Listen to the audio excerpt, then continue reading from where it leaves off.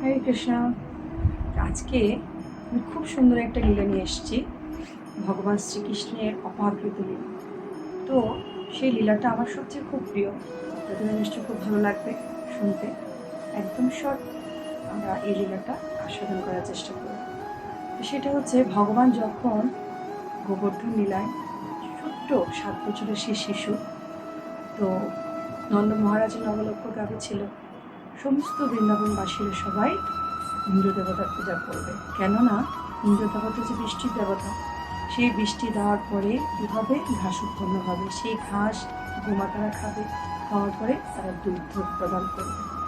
তো হঠাৎ করে একদিন নন্দ মহারাজ এবং সমস্ত বৃন্দাবনবাসীরা সব উদ্যোগ নিয়েছে যে ইন্দ্র পূজা করবে।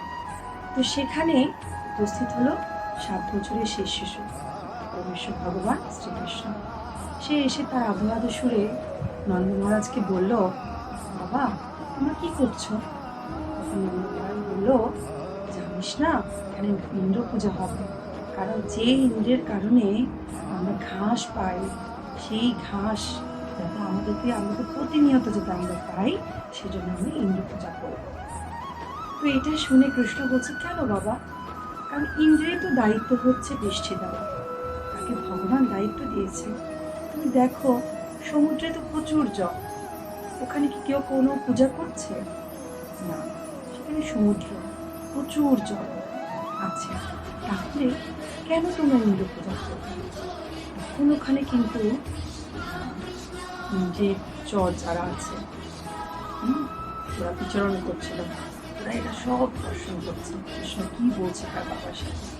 তখন তার বাবা একমুক্তির জন্য শিশুর এই কথায় বলি না, শিশুরা যখন আদৌ সব কিছু করা যায় বাবা মার কাছে, তখন মা বাবা না দিয়ে পারে না। ঠিক তদ্রুপ নন্দ মহারাজ কৃষ্ণের এই কথাগুলো শুনে মুগ্ধ হয়ে, ঠিক আছে বাবা, ঠিক আছে, যা বলছিস তাই হবে। তখন সবাই এই কৃষ্ণ কথা শুনে কী করলো, ইন্দ্র পূজা বন্ধ করে গোবর্ধন পূজা করলো।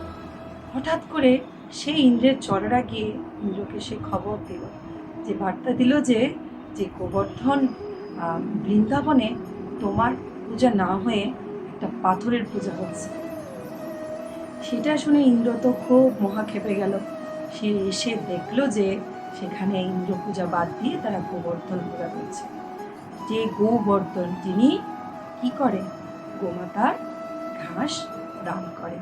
তো তখন কি করলো, তারা সবাই মোটামুটি পুজো নিয়ে খুব ব্যস্ত।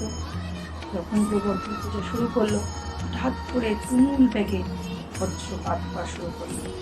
ইন্দ্র অহংকার জন্য করার জন্য কৃষ্ণ উদ্যত হলো। কৃষ্ণ জানে সব কিছু, ইন্দ্রের দেবতার প্রচুর অহংকার জন্ম নিয়েছে, হয় না পদের একটা যে অহংকার। তো সাথে সাথে কৃষ্ণ কি করেছে, এই গোকুলবাসীদের রক্ষা করার জন্য তার সেই কনিষ্ঠ আঙ্গুল দিয়ে গোবর্ধন উঁচু করে দাঁড় করিয়ে, তারপর ওখানে ইন্দ্র পূজা, গোবর্ধনের পূজা বন্ধ করে সবাই এই কৃষ্ণ তার কনিষ্ঠ আঙ্গুল দিয়ে কি করলো, গোকুলবাসীদের রক্ষা করলো। তাহলে এ থেকে আমরা কি পাই, যে সমস্ত দেবতার থেকে কৃষ্ণ পূজাই শ্রেষ্ঠ। আর সেই কৃষ্ণই কিন্তু গোকুলবাসীদের 7 দিন 7 রাত এই বজ্র বৃষ্টি থেকে রক্ষা করেছে। আর কৃষ্ণের আরেক নাম হচ্ছে গোবর্ধন, স্বয়ং ভগবান শ্রীকৃষ্ণ।